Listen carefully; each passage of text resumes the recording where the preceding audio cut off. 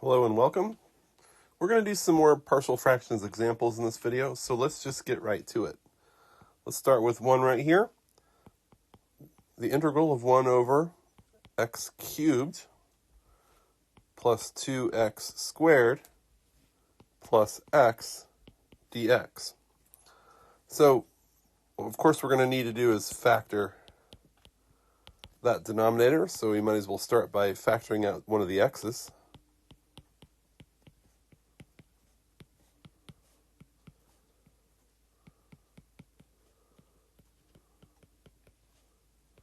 All right, so one way to write this, of course, is x times x plus 1 quantity squared. All right, so here's a funny thing about this one. So if I, and this is one of the exceptions to the well, maybe not, I shouldn't call it an exception, but like what we really have to identify here is that we basically have a duplicate root.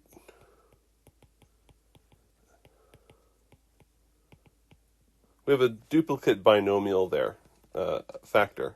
So I'll tell you what to do when you have those duplicate binomials, or you have some triple or quadruple of a certain binomial.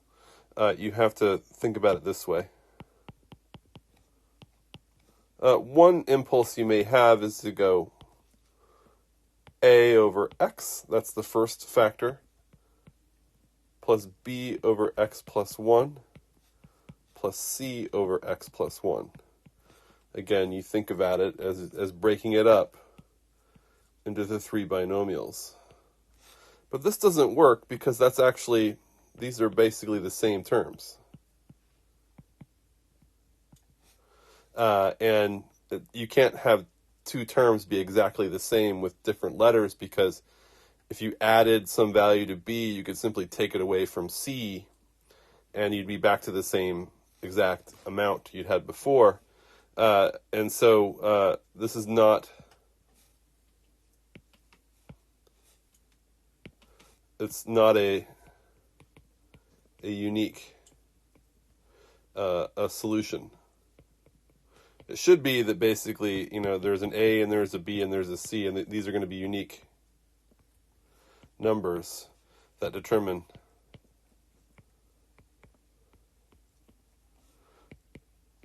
the equation.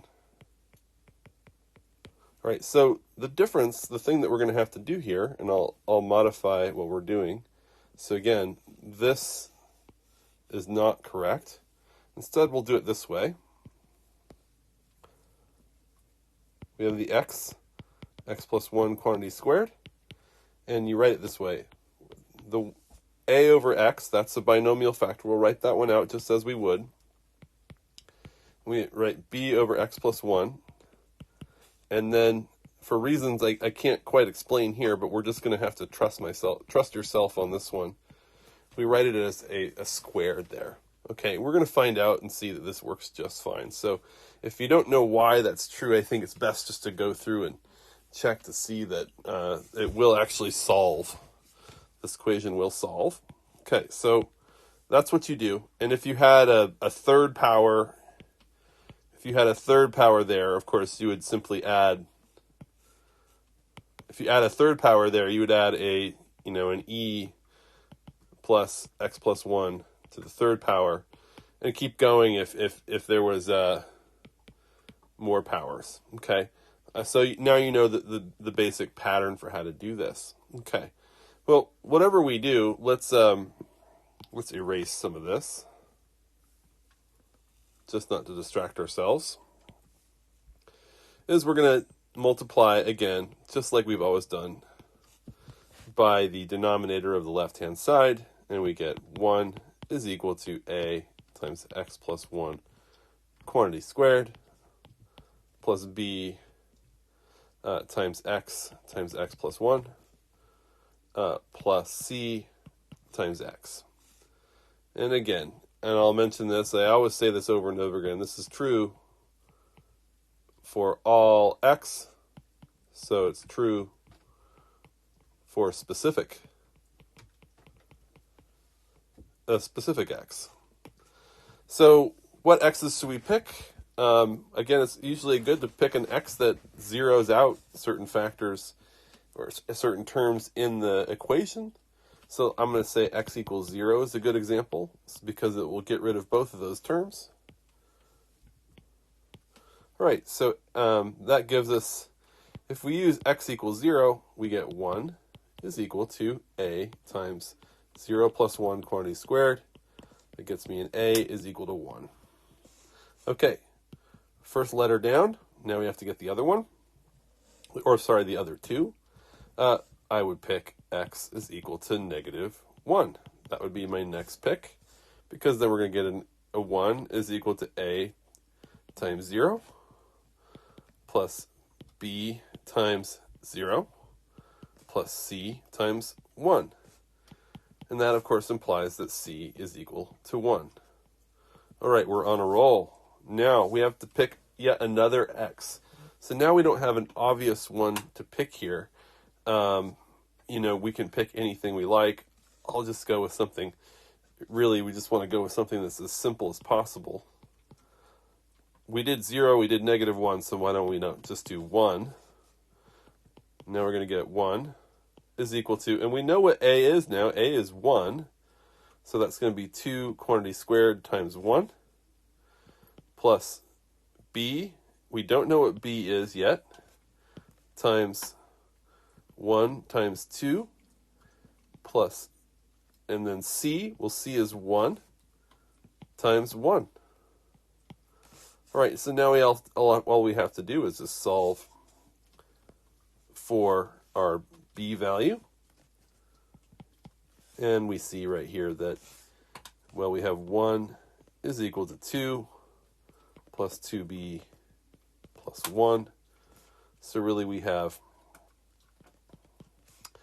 we're going to move that number and that number over. So we move 3 over to the other side. So we subtract 3. So we're going to get negative 2 is equal to negative 2b. And that means that b is equal to negative 1. Okay. All right. So now we have all the 3 components. And now all we have to do is, I'm going to go to the next page and write this out again. We have the integral. Now we actually go back to our integral calculation.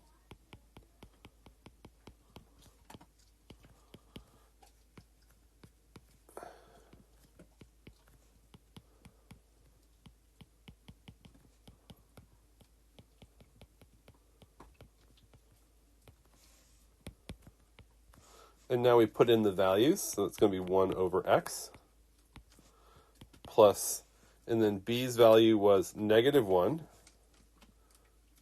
So I'll just pull that out and say that's going to be the integral of negative 1 over x plus 1. And then finally, the integral of 1 over x plus 1 quantity squared dx. So each one of these integrals is actually quite straightforward to do. That's natural log of absolute value of x. This one's going to be minus natural log of absolute value of x plus 1. Plus, and this one, well, maybe this one will take us slightly longer. We can say u is equal to x plus 1, du is equal to dx, in which case we get the integral 1 over u squared du. And that, of course, becomes u to the negative 2 plus 1 over negative 2 plus 1, otherwise known as 1 over u, or minus 1 over u.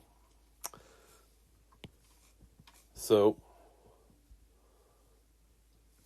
with that put in easy enough, we'll put that negative 1 over, and u, of course, was x plus 1, so it's going to be x plus 1.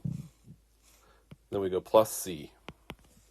So there's our answer, and that is a fine answer. You could potentially just pull these together so you get a natural log of the absolute value of x minus, or x over x plus 1, minus 1 over x plus 1, plus c, and that would be another fine way to stop the problem. Okay, cool. All right, so that's one example of a slightly more complicated integration using partial fractions. Okay, I'm going to do one more, and we'll call it good for partial fractions. If we have an integral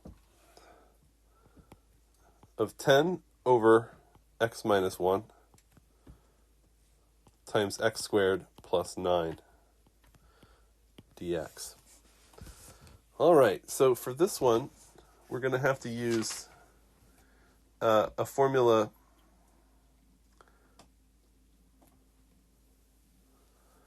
We're going to have to use a formula that has to do with the fact that we have right here an irreducible quadratic. Okay, and we're going to see what we can do for this one. Okay, so this one is pretty interesting because this lends us to a new rule that we're going to have to learn, a new special form for this partial fractions decomposition. So just like before, we have this fine binomial here. It's just the fact that this one doesn't factor into a nice binomial like that. We can't do that. That doesn't exist. Not in terms of real numbers, at least. So we're going to start again with our a over x minus 1 plus, and here's the rule. When you have an irreducible quadratic, you have to put a bx plus c, there's our two unknown constants, all over x squared plus 9, the irreducible quadratic. Okay, so let's do this one. See if we can figure out how to do it. All right, so just as before, we're going to multiply our denominator on that side there. We end up with 10 is equal to a times x squared plus 9 plus a bx plus c times x minus 1. Right? This is true for any x value. Pick an x value that you like. That makes things easy. X equals 1 would be a good example. I put a colon there. I just like to state what I'm going to try to do. And then as I do it, I get a 10 is equal to a times 10 plus bx plus c times 0. That implies, of course, that a is equal to 1. Okay, great. This is a good start. All right, for the next one, we have to pick some other value that's going to make things nice, and we can pick any value. There's no more obvious zeros here, so I might as well, again, pick something simple. I'll try x equals 0. So I know my a is 1 now, so really I have I have 10 is equal to 1 times 0 squared plus 9. That's the first term in our polynomial expression here. Plus b times 0 plus c times negative 1. All right, so now we have 10 equals 9 plus, or I should actually say, minus c. All right, well, this looks pretty good. I subtract over the 9, and that gets me, of course, a 1 is equal to minus c, otherwise known as c is equal to negative 1. All right, so we have one more value to go. Easy enough. Well, I might again as well pick a very simple number. I'm going to go with x equals negative 1. That'll be a simple number I haven't tried before. So that gives me an a times, I forgot the left-hand side of the equation. 10 is equal to a, which in this case is 1, times 1 plus 9 is 10, plus minus b plus, undo, minus 1 times minus 1 minus 1. Okay, I've plugged in all my values. Now I just have to solve. First off, I see that that goes away, the 10 and the 10 there. That makes things nice. So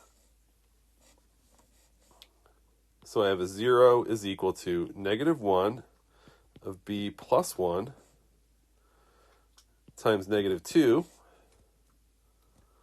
Well, that then turns into positive 2, b plus 1. I can divide by 2, and then I get b plus 1 is equal to 0, or b is equal to negative 1. Okay, I have all my pieces now. The next thing is to put this together, this integral together. I think I'll do it on the next page. So I had this.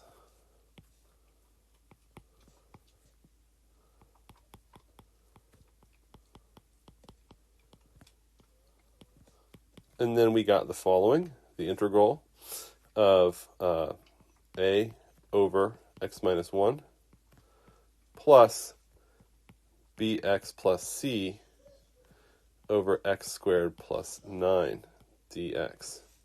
All right, let me recall what a, b, and c were. I can't remember now, I just want to check. Okay, so a was equal to 1, b and c were equal to negative 1. All right, so let's put that all in. And what I really want to do is I'm actually going to break this up. So we're going to get the integral of 1 over x minus 1. We know how to do that integral right away. And then we have minus the integral of x over x squared plus 9 dx minus the integral of 1 over x squared plus 9 dx. Okay, so now we've broken it up into these three pieces. Again, that is going to be equal to this. We're now situated to solve this one. So this first integral, I'm just going to calculate that one straight away. There it is. This one, I'll do this in a different color. This is going to be a u sub. So I'm going to take u is equal to x squared plus 9. Du dx is going to be equal to 2x. Du over 2x is equal to dx. We put it all in. The integral is going to be x over u du over 2x. We end up with a 1/2 integral of 1 over u du. I'll go back to color now, or go back to black and white. I'll write my solution down here, minus, and then we're going to have a natural log of the absolute value of u, but u was x squared plus 9. Okay, now we've gone on to the last one. And the last one, again, remember we did this in the previous video. This is simply going to be, so in this case, we know the following identity, that the integral of 1 over x squared plus a squared dx is equal to 1 over a tangent inverse of x over a. In this case, a is just going to be 3, because 3 squared is equal to 9. All right, so with that said, all we have to do is put negative 3, tangent inverse, not tangent squared, of x over 3.